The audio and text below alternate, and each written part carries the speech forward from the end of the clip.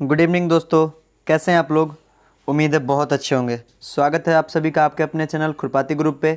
जैसे कि आप लोग जानते हैं, हम लोग शाम को 8 बजे एक मॉक टेस्ट लगाते हैं जिसमें टॉप 25 जीके जीएस के क्वेश्चन है, जो एसएससी जीडी स्पेशल है आप लोगों के लिए आने वाले परीक्षा के लिए। जो एसएससी जीडी का एग्ज़ाम 16 नवंबर से आप लोग को शुरू हो रहा है, उसके लिए काफ़ी इंपॉर्टेंट है।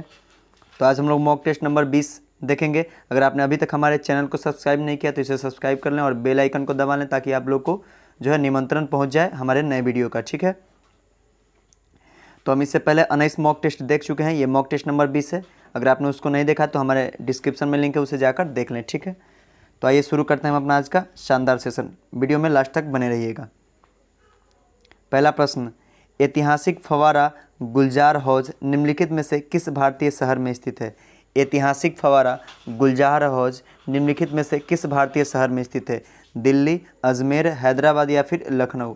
तो आपको बता दूं कि ऐतिहासिक फव्वारा गुलजार हौज जो है हैदराबाद में स्थित है। कहाँ? हैदराबाद में चार मीनार के पास ही स्थित है। चार मीनार भी कहाँ है? हैदराबाद में है। तो इस प्रश्न का सही उत्तर ऑप्शन सी हो जाएगा, 100% सही उत्तर। नेक्स्ट, दूसरा प्रश्न, निम्नलिखित में से पल्लव राजवंश की राजधानी कौन सी थी। निम्नलिखित में से पल्लव राजवंश की राजधानी कौन सी थी। तंजावुर, विशाखापट्टनम, कांचीपुरम या फिर मदुरै। तो आपको बता दें कि पल्लव राजवंश की राजधानी जो थी कांचीपुरम थी। कौन सी थी? कांचीपुरम पल्लव राजवंश की राजधानी थी। ऑप्शन सी इस प्रश्न का 100% राइट आंसर हो जाएगा। अगला प्रश्न, किसी एक व्यक्ति को भारतीय सर्वोच्च न्यायालय के न्यायाधीश के रूप में नियुक्त होने के लिए उच्च न्यायालय में कितने वर्षों तक अभ्यास करना अनिवार्य है। फिर से, किसी एक व्यक्ति को भारतीय सर्वोच्च न्यायालय के न्यायाधीश के रूप में नियुक्त होने के लिए उच्च न्यायालय में कितने वर्षों तक अभ्यास करना अनिवार्य है। 5 वर्षों तक, 10 वर्षों तक, 12 वर्षों तक या फिर 15 वर्षों तक। तो आपको बता दो कि 10 वर्षों तक इस प्रश्न का सही उत्तर ऑप्शन बी हो जाएगा। 10 वर्षों तक अभ्यास करना अनिवार्य है उच्च न्यायालय में। ठीक है, ऑप्शन बी इस प्रश्न का 100% सही उत्तर हो जाएगा। नेक्स्ट, आपको बता दूं कि 1000 प्रश्नों का सीरीज चला और हमारे चैनल पे मैथ्स का फाउंडेशन बैच आ चुका है। आप लोग ज़रूर देखें उसे और अपने मैथ्स की तैयारी को बेहतर करें। अगर आप अभी से तैयारी शुरू करना चाहते हैं तो आपके लिए काफ़ी इंपॉर्टेंट है मैथ्स का फाउंडेशन बैच, जिसमें शून्य से सीखा तक जाना है हम लोग। ठीक है, उसे भी आप लोग ज़रूर देखें। और बहुत जल्द जीएस का भी फाउंडेशन बैच आएगा और सुबह 8 बजे आपको वीडियो जाता है स्पेशल। और आप 11-12 के बच्चे हैं तो आपके लिए लाइव क्लासेस की भी व्यवस्था हो चुकी है। ठीक है, आप जरूर जुड़ें हमारे चैनल से। अगर आपने अभी तक सब्सक्राइब नहीं किया है तो इसे सब्सक्राइब कर लें। ठीक है, अगला प्रश्न है, धूपगढ़ चोटी भारत के किस राज्य में स्थित है। धूपगढ़ चोटी भारत के किस राज्य में स्थित है। राजस्थान, मध्य प्रदेश, उत्तर प्रदेश या फिर गुजरात। तो आपको बता दो कि धूपगढ़ चोटी जो है मध्य प्रदेश में स्थित है। कहाँ? एमपी में स्थित है, जिसकी राजधानी भोपाल है। नेक्स्ट,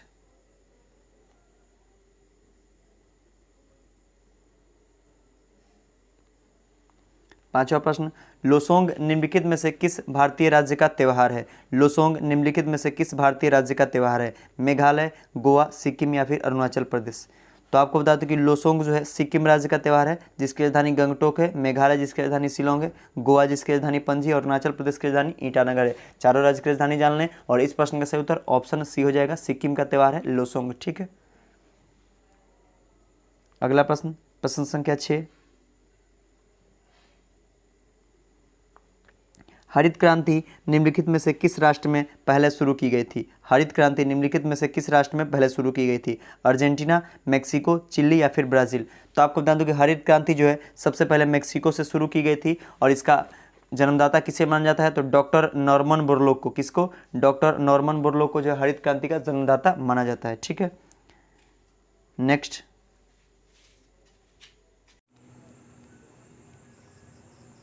अगला प्रश्न है हमारा, किसी भी परिसंकटमय नियोजन में काम करने के लिए 14 वर्ष से कम उम्र के बच्चों का निषेध भारतीय संविधान के किस अनुच्छेद में वर्णित है। क्वेश्चन एक बार ध्यान से, किसी भी परिसंकटमय नियोजन में काम करने के लिए 14 वर्ष से कम उम्र के बच्चों का निषेध भारतीय संविधान के किस अनुच्छेद में वर्णित है। ऑप्शन ए अनुच्छेद 22, बी अनुच्छेद 25, सी अनुच्छेद 24 या फिर डी अनुच्छेद 23। तो बताएंगे इसका राइट आंसर। तो आपको बता दो इसका राइट आंसर हो जाएगा ऑप्शन सी हो जाएगा। अनुच्छेद 24 में यह वर्णित है कि काम करने के लिए 14 वर्ष से कम बच्चों का मतलब नहीं काम किया जाएगा, उनका निषेध रहेगा। ठीक है, तो यह अनुच्छेद 24 में वर्णित है। ऑप्शन सी इस प्रश्न का 100% सही उत्तर हो जाएगा। चलिए नेक्स्ट, अगला प्रश्न है हमारा प्रश्न संख्या 8, great man made river, great man made river किस देश में स्थित है? Option A Libya, B Kenya, C मिस्र या फिर डी इथोपिया। तो आपको बता दूं कि ग्रेट मैन मेड रिवर जो है ऑप्शन ए लीबिया देश में स्थित है। कहाँ? ऑप्शन इस प्रश्न का 100% सही उत्तर हो जाएगा, लीबिया देश में स्थित है great man made river. Option इस प्रश्न का 100% सही उत्तर हो जाएगा। अगला प्रश्न संख्या 9 है हमारा, ऋग्वेद को कितने मंडलों या पुस्तकों में विभाजित किया गया है? ऋग्वेद को कितने मंडलों या पुस्तकों में विभाजित किया गया है? 10, 12, 5 या फिर 7। तो आपको बता दूं कि ऋग्वेद को जो है, ऋग्वेद को 10 मंडलों या फिर पुस्तकों में विभाजित किया गया। ऑप्शन इस प्रश्न का 100% सही उत्तर हो जाएगा। 10 मंडलों में ऋग्वेद को विभाजित किया गया है। अगला प्रश्न है प्रश्न संख्या 10, टमाटर में कौन सा अम्ल मौजूद होता है? टमाटर में कौन सा अम्ल मौजूद होता है? टार्टरिक एसिड, सल्फोनिक अम्ल, मोलिक एसिड, ऑक्सैलिक एसिड। तो आपको बता दो कि टमाटर में जो है ऑक्सैलिक एसिड मौजूद होता है, यानी कि ऑक्सैलिक अम्ल। ऑप्शन डी इस प्रश्न का 100% सही उत्तर हो जाएगा मेरे दोस्त। चलिए नेक्स्ट प्रश्न संख्या 11, निम्नलिखित में से कौन सा जानवर स्तनपायी है? मस्ट बी प्रश्न है, निम्नलिखित में से कौन सा जानवर स्तनपायी है? बुलफ्रॉग, कछुआ, एनिलिद या फिर हवेल। तो आपको बता दो कि हवेल जो है स्तनपायी है। ऑप्शन डी इस प्रश्न का सही उत्तर हो जाएगा।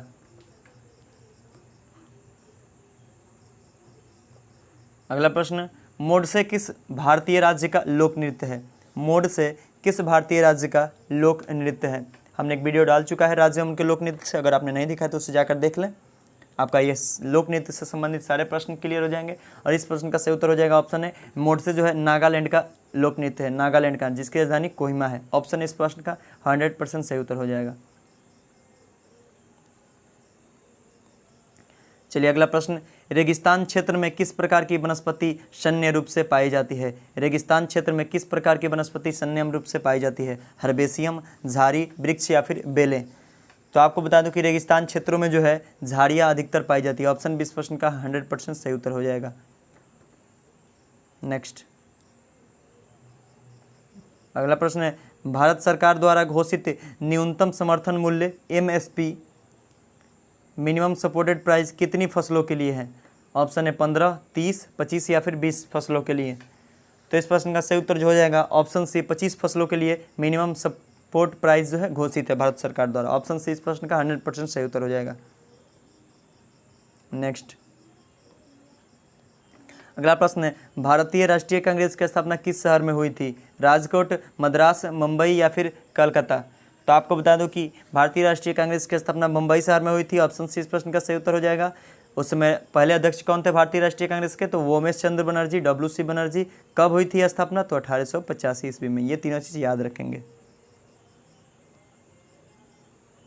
चलिए अगला प्रश्न है, विश्व में सबसे बड़ा पेयजल जलाशय कहाँ स्थित है?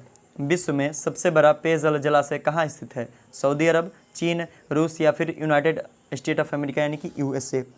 तो आपको बता दूं कि विश्व में सबसे बड़ा पेयजल जलाशय जो है सऊदी अरब में स्थित है। ऑप्शन है इस प्रश्न का सही उत्तर हो जाएगा।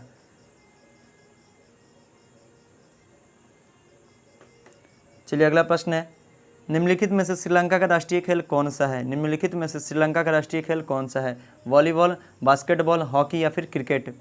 तो आपको बता दूं कि श्रीलंका का राष्ट्रीय खेल जो है वॉलीबॉल है। कौन सा है? वॉलीबॉल है। ऑप्शन इस प्रश्न का 100% सही उत्तर हो जाएगा। क्रिकेट इंग्लैंड का है, हॉकी भारत का है। ठीक है, ऑप्शन इस प्रश्न का 100% सही उत्तर हो जाएगा। अगला प्रश्न प्रश्न संख्या 18, भारतीय पारंपरिक खेल इंसुकनार किस राज्य से संबंधित है? इंसुकनार किस राज्य से संबंधित है? नागालैंड, मणिपुर, मिजोरम या फिर मेघालय। तो आपको बता दो कि इंसुकनार खेल जो है मेघालय राज्य से संबंधित है। ऑप्शन डी इस प्रश्न का 100% सही उत्तर हो जाएगा, जिसकी राजधानी शिलोंग है। अगला प्रश्न 19वां नंबर प्रश्न हमारा, राष्ट्रीय चिकित्सक दिवस कब मनाया जाता है? राष्ट्रीय चिकित्सक दिवस कब मनाया जाता है? 29 जून, 1 जुलाई, 26 जून या फिर 3 जुलाई को। तो आपको बता दो कि राष्ट्रीय चिकित्सक दिवस जो है 1 जुलाई को मनाया जाता है। कब? 1 जुलाई को। ठीक है, अगला प्रश्न हमारा प्रश्न संख्या 20, क्रिकेट के सभी प्रारूपों में डेब्यू करने वाली भारत की सबसे युवा महिला खिलाड़ी कौन बनी है? क्रिकेट के सभी प्रारूपों में डेब्यू करने वाली भारत की सबसे युवा महिला खिलाड़ी कौन बनी है? शेफाली वर्मा, तानिया भाटिया, पूनम रावत या फिर स्मृति मंदना। तो आपको बता दूं कि इस प्रश्न का सही उत्तर ऑप्शन ए हो जाएगा। शेफाली वर्मा जो है सबसे युवा खिलाड़ी बनी है सभी क्रिकेट के प्रारूपों में डेब्यू करने वाली।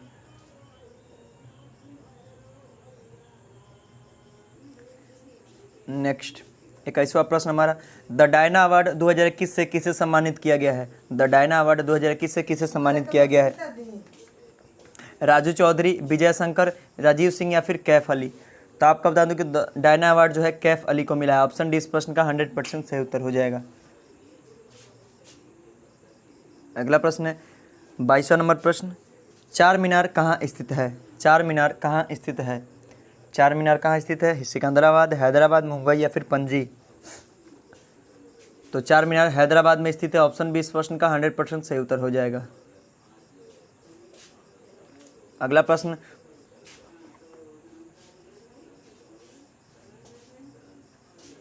फूलों की घाटी राष्ट्रीय उद्यान भारत के किस राज्य में स्थित है? फूलों की घाटी राष्ट्रीय उद्यान किस राज्य में स्थित है? तो आपको बता दूं कि एक सेकेंड,